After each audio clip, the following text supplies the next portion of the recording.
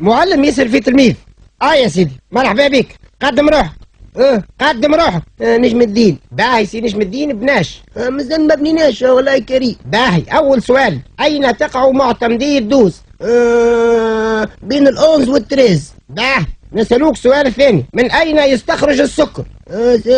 من حكة السكر. هاك باهي نمر إلى السؤال الثالث، أنت ماشي في الطيارة وباش تطيح بيك الطيارة ذي في بير بورقبة، أشنو يلزمك تعمل هنا؟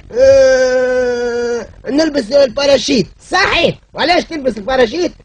باش كي تصب الشتاء ما نتبلش. باهي نسألوك سؤال آخر، أنت كي تنجح من المدرسة من هنا وين تحب تمشي تقرا؟ والله ماذا بين نمشي نقرا في اسبانيا. وعلاه ماشي لإسبانيا؟ ماني نقرا شويه وماني نتفرج فك الفنان هذاك اسمه جوليو كلوسياس. لا يا ولدي، في اسبانيا يتكلموا بالخاء، خوليو جليسياس. وقتاش ناوي تمشي؟ ان شاء الله في خوان ولا في خويليا. هذا السؤال الاخراني تجاوب عليه تنجح. بوك تسلف 200 دينار على قداش ينجم يرجع كل مرة؟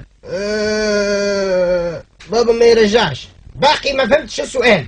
لا انت ما فهمتش بابا، خاطر بابا كل ما يتسلف ما يحبش يرجع.